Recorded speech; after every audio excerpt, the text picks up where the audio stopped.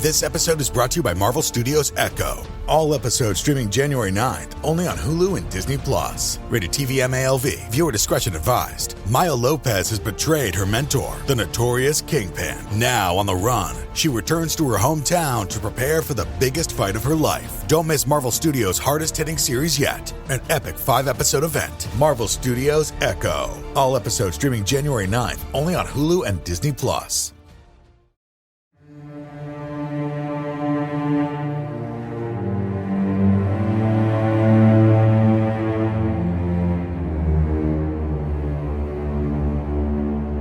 Hello, and welcome to Scare You to Sleep. I'm Shelby Scott, and I'm here to read you a bedtime story. First up this week is a submission from Sarena Nix. You know Sarena from their story that was previously on the show, Devil in the Dark. This week, Sarena has for us a chilling tale of what it's like to be the new girl in town. This is Leap Year.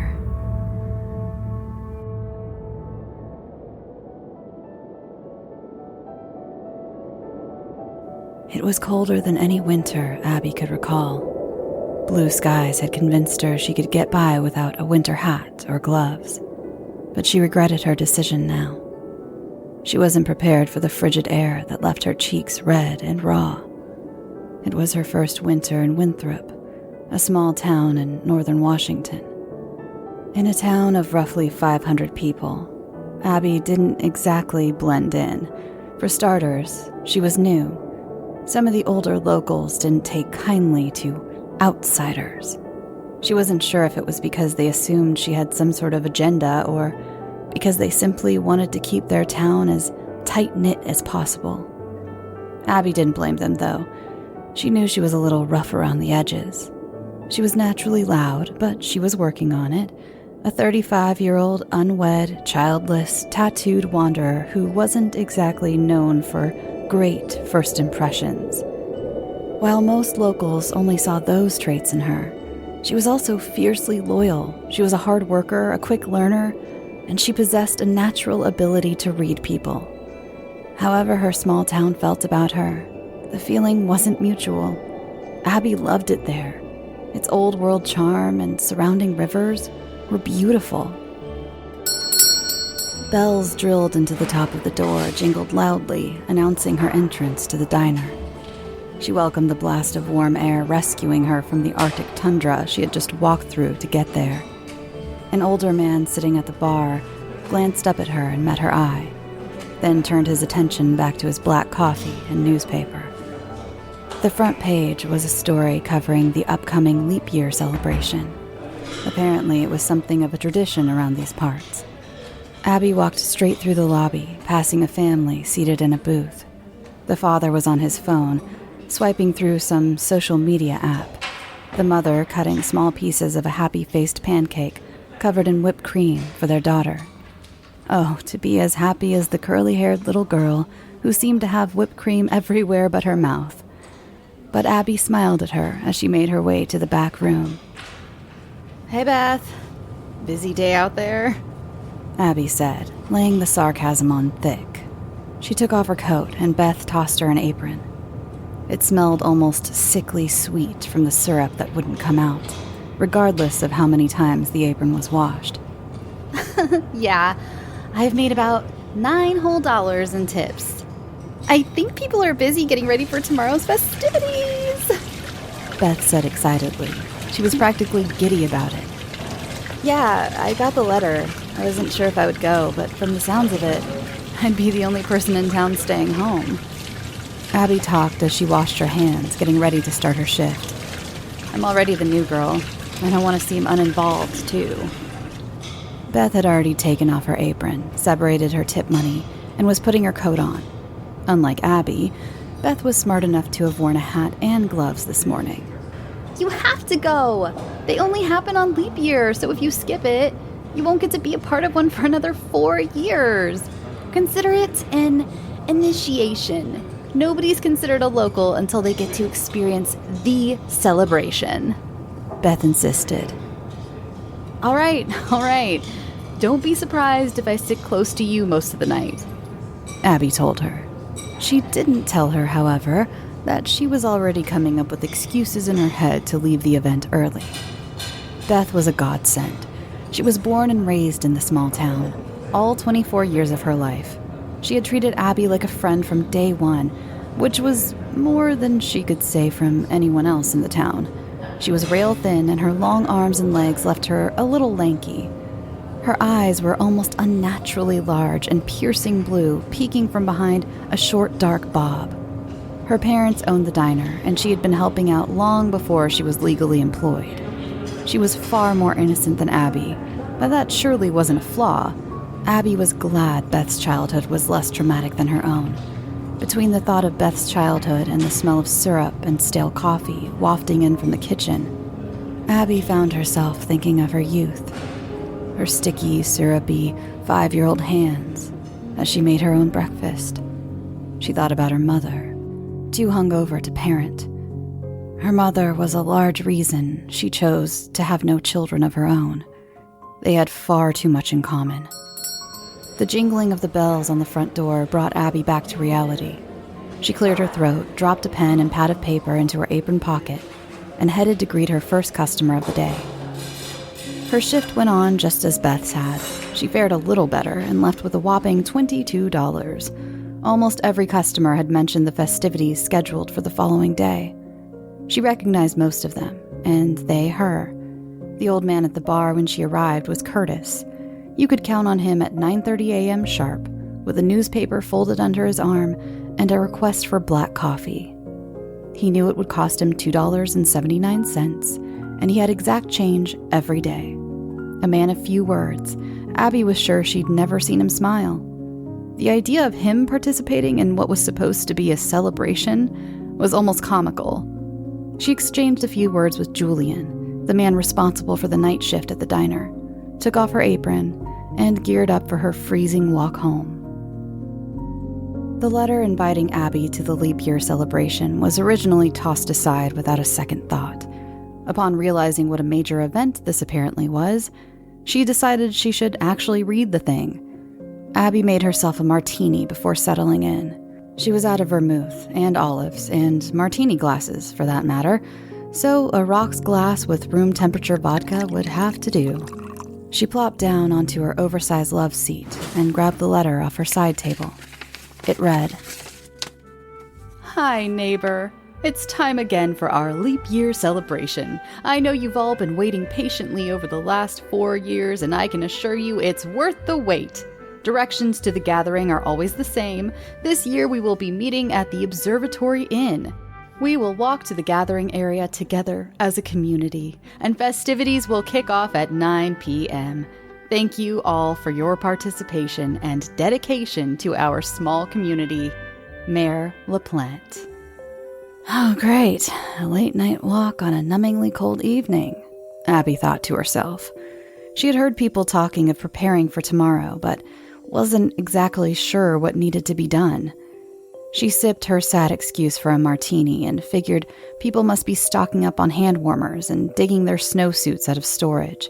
Anything they could do to make this event tolerable.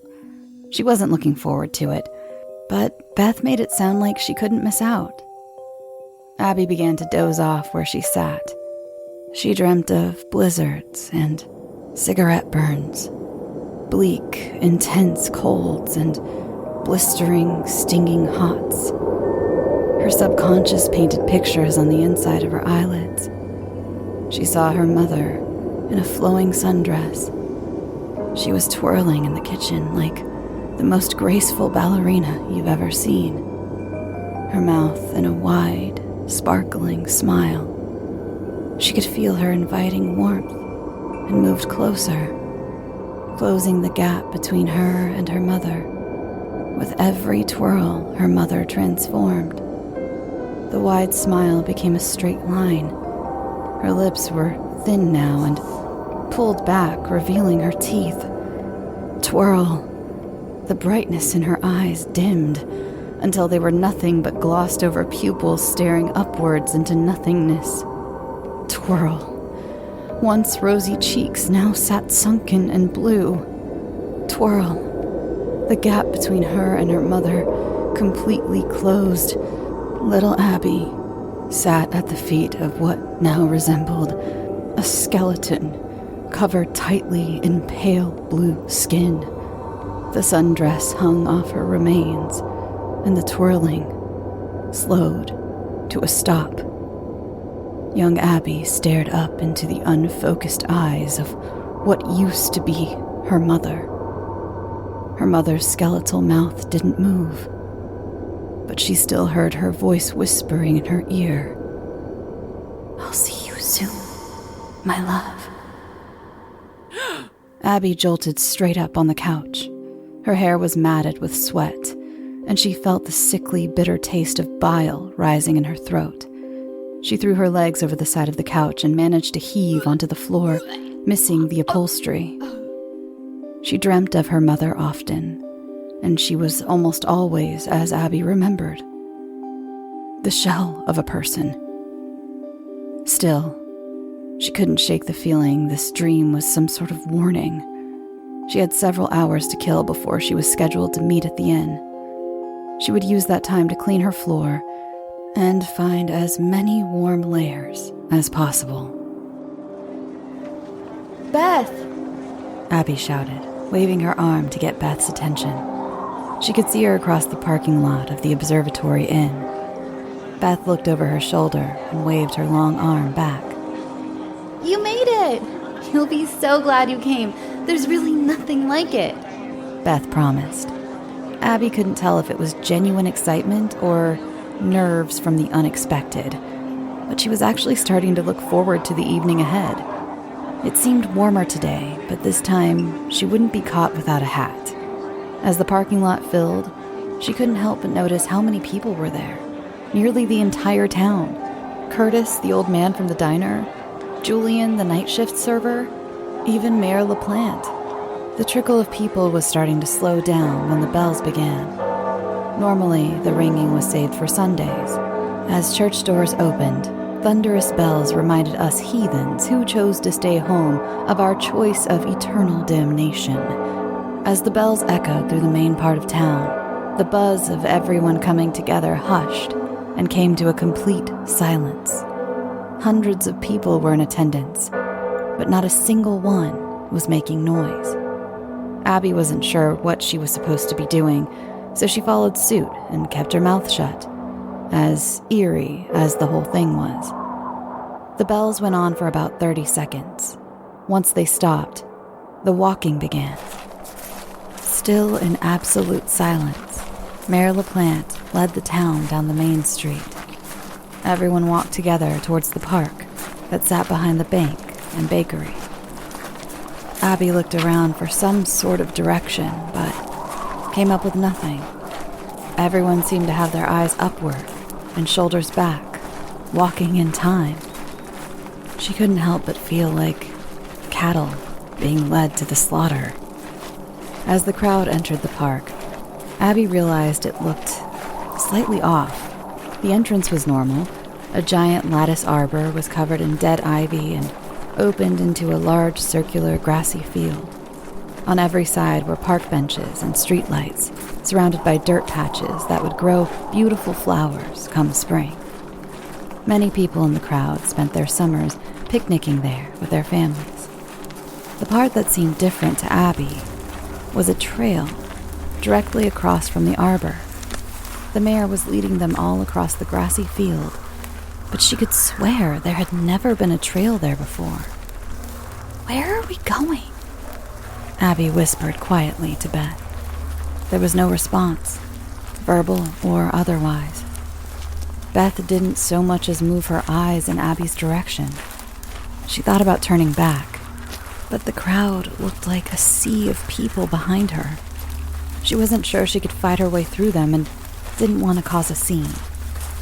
As they made their way through the trail, the temperature dropped significantly. Cold shivers ran through Abby's spine, and she shoved her gloved hands into her pockets in an attempt to warm up. Steam was rising from the horde, and the fog of breath from every person served as evidence of the chill. Just as Abby was about to speak up again, the mob of people stopped moving.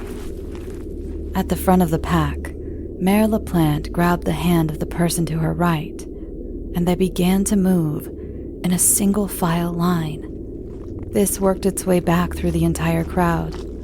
Without a word, Beth reached for Abby's hand, and they followed. Abby offered her hand to the man standing next to her. She assumed that's what she was supposed to do. God forbid someone offers some direction around here, Abby thought to herself. They worked their way around, following the single file line, until she could see it. Everyone was standing hand in hand around a frozen lake. A sheet of thick blue ice covered the entire surface. But there were no lakes in Winthrop. Abby was sure of it. She knew she could open a map right now and find absolutely nothing where they stood. But, clear as day, she was standing in front of a lake. Tall, dead trees surrounded the area and swayed slightly in the wind. Beth, what the hell kind of celebration is this? Abby whispered hurriedly. She couldn't believe she had given up a night off for some weird, silent walk. Of course, Beth said nothing in return. Abby dropped Beth's hand and pulled her phone from her pocket. She held it up, checking the time, but quickly felt Beth's hand grab onto her arm. She whipped her head to the side, and Beth was still looking straight ahead. Her fingernails were leaving crescent moon shapes on Abby's skin. Jesus, Beth, relax, Abby said quietly, placing the phone back into her pocket. She was done with whatever kumbaya shit was happening here. She was trying to let go of the man's hand to her left, but he squeezed it tightly. She opened her mouth to tell him to let go, but was interrupted by the sound of cracking. It was deafening, echoing off every tree. She focused her attention back to the frozen lake, and the cracking continued. She squinted, like that would help her make out what was happening, and noticed a fissure had appeared in the middle of the sheet of ice. The fissure cracked loudly again and began to spread in every direction. A surge of freezing air blasted the crowd's faces. It burned Abby's eyes, and she clenched them shut to ease the pain. She couldn't keep them shut, though. The cracking continued, and she needed to see it. What started as a small fissure was now a large hole in the center of the lake, exposing the black waters below. Cracks in the ice worked their way outwards from the hole like icy spiderwebs. Abby found herself staring in disbelief. Her arms now dangled beside her thoughtlessly, hand in hand with her neighbors. The cracking had ceased, and the silent stillness returned in its place.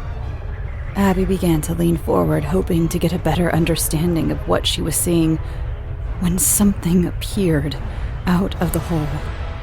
It was a hand. A human hand. Though it didn't seem right, the fingers were too long. The hand was followed by a too long arm that reached out of the hole and up onto the ice. Abby's breath stopped, no longer displaying a cloud of fog in front of her mouth.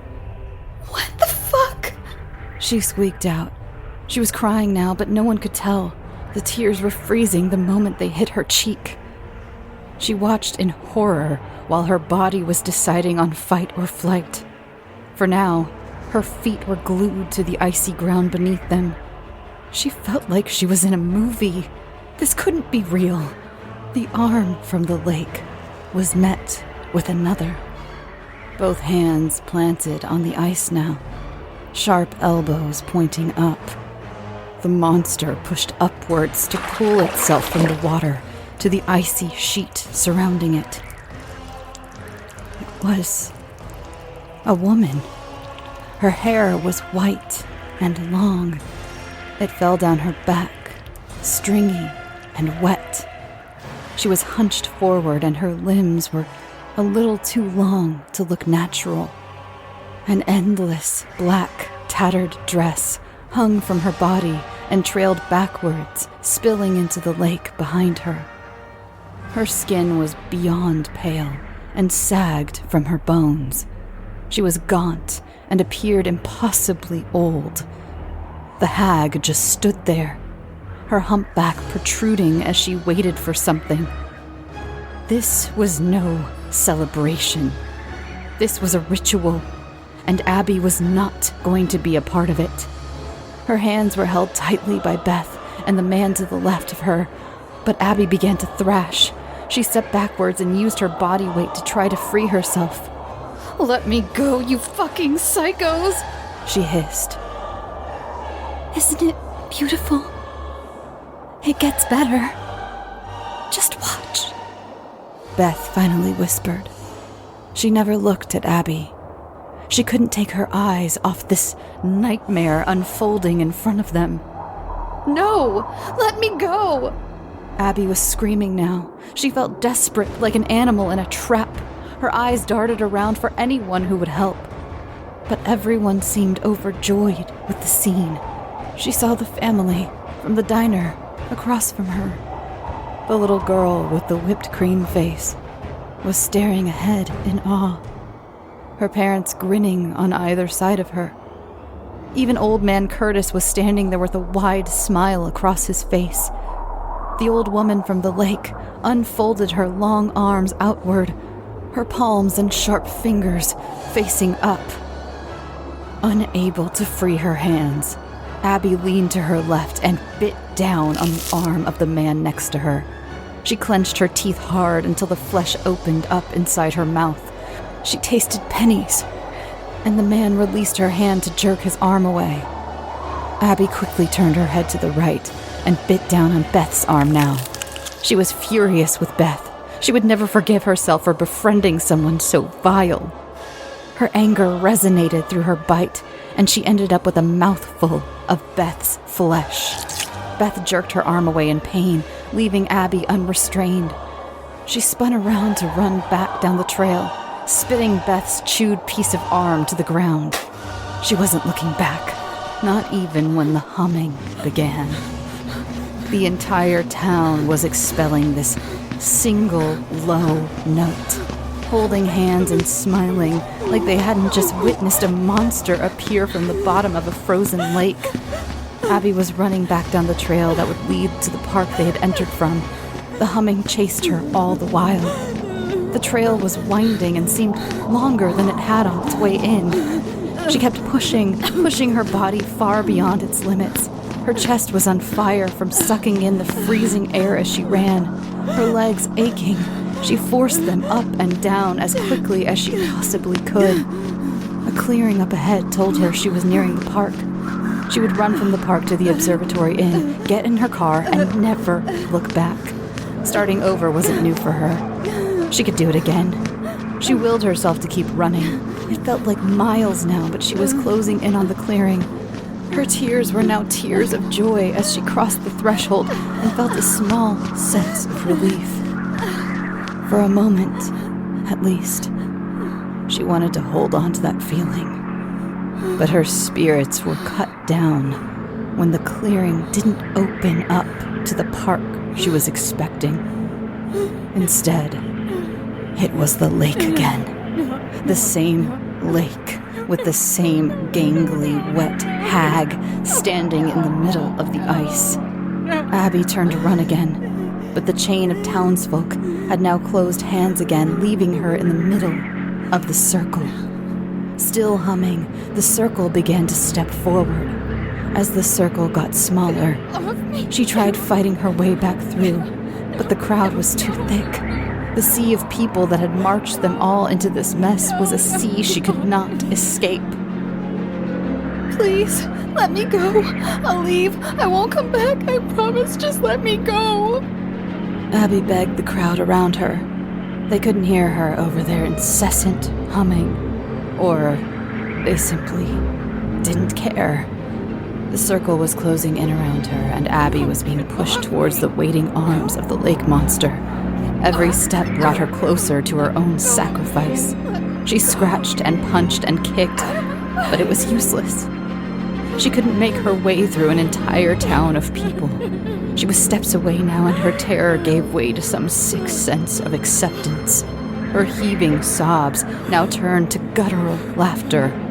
She couldn't believe this was the horror movie ending to her life. The humming was drowning out all surrounding sounds, but it couldn't silence the hag. As the woman stretched her wet, sagging arms to wrap Abby in, her frozen bones popped and cracked. The old hag's long fingers grabbed onto Abby, who tried to fight her in vain. She was trapped between hundreds of locals and this monster. The hag's arms squeezed her tightly. Her strength was inhuman. She was frozen to the core, and that cold immediately took the place of any warmth Abby had left. It was fast. The woman from the lake didn't make a scene of it. She was there for a reason, and she had it wrapped in her 2 long arms. She turned around and faced the hole, Abby unwillingly coming with. She took the few steps to the hole, and with a small splash, she stepped in. Abby's body was sent into a state of shock from the cold water. It sucked the air from her lungs, and she knew she had lost the last breath she would ever take. The lake woman's arms were still tightly wrapped around Abby as they slowly sunk to the bottom. The humming was fading as they fell further from the surface. Her head was exploding from the pressure, and her lungs begged for air. Instinctively, Abby gasped, but instead of cold winter air, her lungs were invaded by mouthfuls of frozen water. It hurt now, but it was short. She was fading out of consciousness as a sense of calm overcame her. The dark water world around was becoming a never-ending black, just as the blackness overtook her and her physical self faded away. She saw rays of sun pouring in through the window of her childhood kitchen. There, in the middle of the floor, was her mother, twirling in her sundress, her wide smile shining down on little Abby.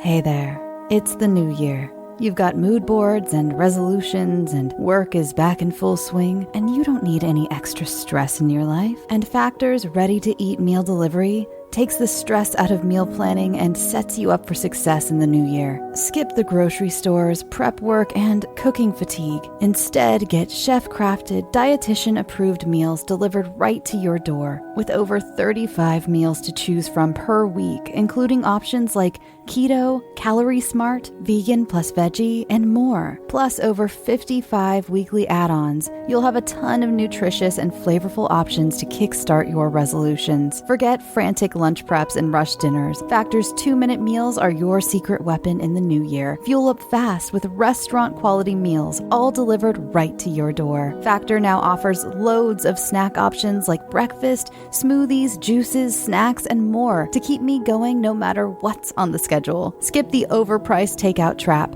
Factor is cheaper and way more delicious than takeout. Get chef-crafted, restaurant-quality meals delivered right to your door. They are ready to heat and eat in just 2 minutes, which means more time for you. Need a special occasion meal? Gourmet Plus is the perfect solution if you're looking for fast, upscale options done easily. When things get hectic, Factor is flexible. Change up your order every week with plans from 4 to 18 meals per week. or pause or reschedule your deliveries anytime. Stress less over mealtimes in the new year. Factor's no prep, no mess meals free up time otherwise spent on shopping, cooking, and cleanup.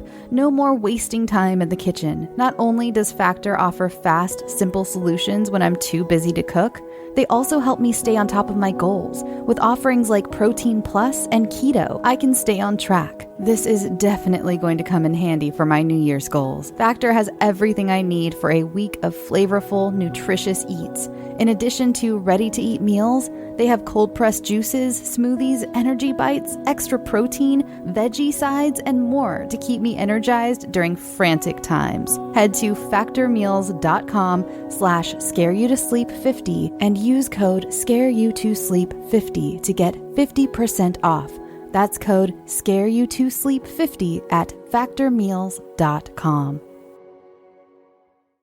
As many Scary to Sleep fans know, I've been going through a lot of changes in my life. And one thing I've been doing is getting my finances much more organized, and that includes paring down some of the subscriptions I pay for. It feels like everything is a subscription these days, be it for the gym or streaming services or music, the list goes on, and something that has helped me tremendously is Rocket Money. They not only helped me cancel subscriptions that were a pain to try to do myself. Have you ever tried to deal with some of these companies directly? It's just a headache. Rocket Money also alerts me when the subscriptions I did keep go up in price, giving me the ability to weigh my options and keep those little extras that add up oh so quickly in check. Rocket Money is a personal finance app that finds and cancels your unwanted subscriptions, monitors your spending, and helps lower your bills. I can see all of my subscriptions in one place, and if I see something I don't want, I can cancel it with a tap. I never have to get on the phone with customer service. Rocket Money has over 5 million users and has helped save its members an average of $720 a year with over 500 million in canceled subscriptions. Stop wasting money on things you don't use. Cancel your unwanted subscriptions by going to rocketmoney.com/scareyoutosleep. That's rocketmoney.com/scareyoutosleep. rocketmoney.com/scareyoutosleep.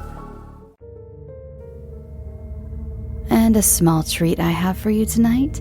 If you hadn't heard it on the previous voicemail full episode, here is the delightful poem that Seb wrote for me and about me, I guess.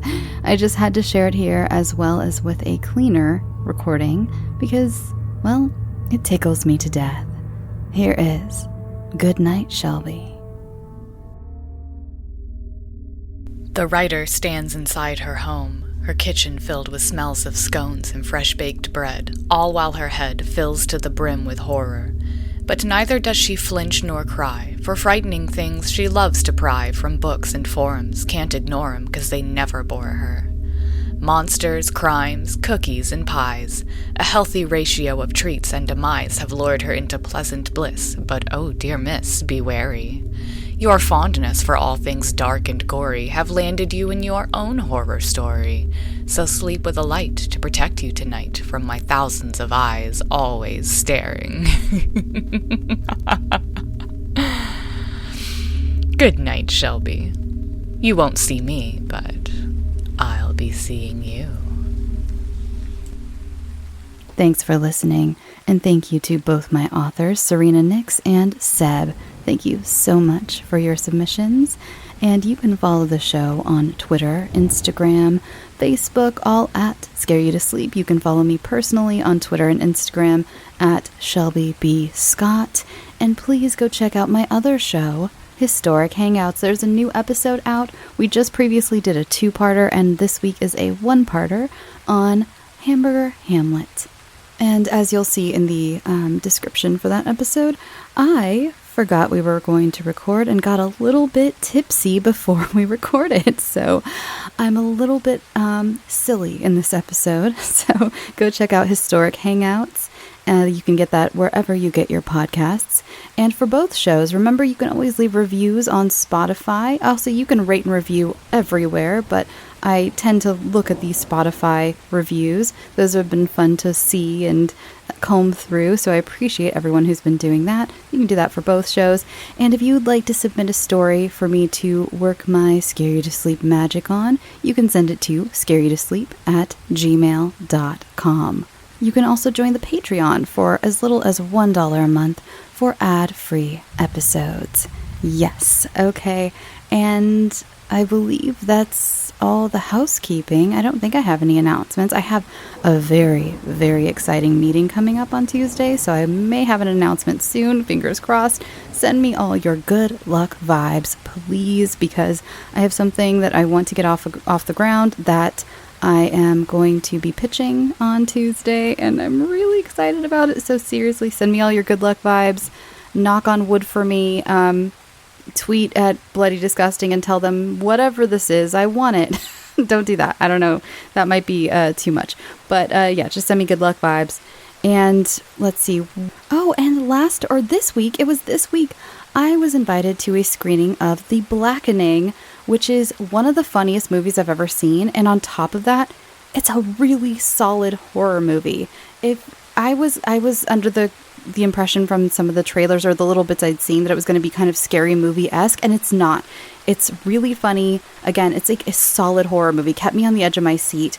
The horror vixen, Vanessa Decker, invited me, and so glad to have her as like a new friend in my life. We'll be doing a lot of stuff together at Midsummer Scream this year, and again, get your tickets for Midsummer Scream. I'm going to be there. I'm going to be hosting a lot more stuff than I had anticipated.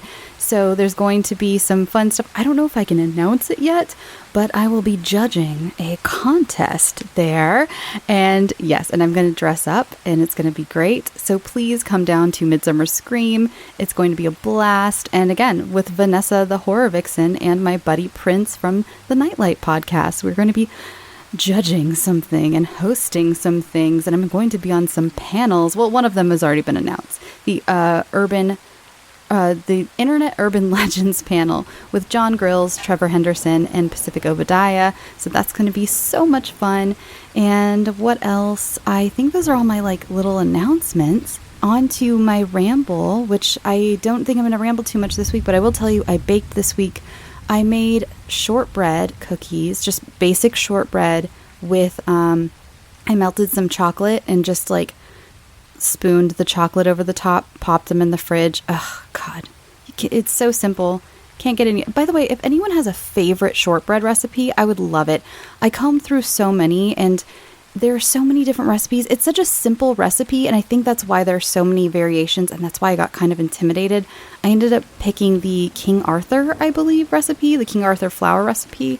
But if you have a favorite shortbread recipe, please send it my way. I want to try all the flavors, and I've made them before, but I can't remember what recipe I used before, and this recipe was good, but not as good as the one I used before. And again, I have no idea which one I used before. So if you have a favorite, send it on over. I know I have several listeners in the UK and in Scotland in particular, and I know you guys do shortbread real well. It's like your thing. So if you have any actual good shortbread, and don't worry about the metrics, I can convert them. So please send me shortbread recipes. I'm always telling you I'll send you recipes, but now I'm asking for yours. I think that's it. I got to go to The Blackening, and that was fantastic. Again, go see it. Seriously, it's out on June 16th. So good. I'm not getting paid to tell you this, by the way. I was just invited because Vanessa's awesome, and at the last minute was like, hey, I'm hosting a screening. You want to come? And I posted some pictures. The pictures are so awkward, you guys. My friend Nikki, who I love dearly, it was really crowded, and it was just kind of, we had to rush. So most of them, basically every picture but that one turned out really blurry, like beyond blurry. And I did what I could, and I think I was like in motion to start to pose, and I look so awkward, and I absolutely hate it. But I also didn't want to not post something since I got invited, and I wanted to spread the word. So anyway, it was one of those nights where I was like leaving the house feeling confident, feeling cute, and then the pictures made me feel the opposite. Anyway, if I look incredibly awkward, that's why. It was like kind of a rush and everything. But I got these cool like themed playing cards. If you watch the movie, you'll see why. And some matchboxes, and they're like really good matches. So that was a lot of fun. And yeah, I think that's it. I'm not going to ramble too much this week. I have dinner to make. If you want to know, if you're curious, I'm going to be making some lemon Alfredo with chicken and broccoli and some salad, and I don't know what else. I think that's it. Yeah, I mean, that's a full meal. So I'm one of those people who I like having lots of options when I eat. Like, I like as many options in my meal. So anyway, but that's good. So I will talk to you next week. Again, I know that Guided Nightmare is coming out. I'm so sorry. I'm working on it. I'm working on the dialogue. I've told you they're difficult to write. I really try to hone them into shape. I had someone recently send in a guest nightmare, is what I guess I'm going to be calling them. And so I'm going to record that for you soon too. I've never had a guest written guided nightmare, but I thought it'd be fun. And since I'm so fucking slow at writing the normal ones, why not give you something that if someone had the urge to write one, why not give that to you, you know? I'm not going to be precious about my own work. So, all right, I will talk to you all next week, hopefully before next Friday, where I will have a guided nightmare for you. And yeah, and Patreon, I have a couple bonus things coming out for you soon. Oh, and Patreon, by the way, if you have favorite creepypastas, please feel free to drop them into like a comment or send them to me. Their messages are really wonky. I don't always get your messages, and I don't know why. In my next ambassador meeting, I'm going to bring that up because I don't feel like I get your messages. So email it to me or drop it in one of the comments. Like in this episode, drop it in the comment of this episode. If you're a Patreon patron and you have a favorite creepypasta you want for the next creepypasta episode, feel free.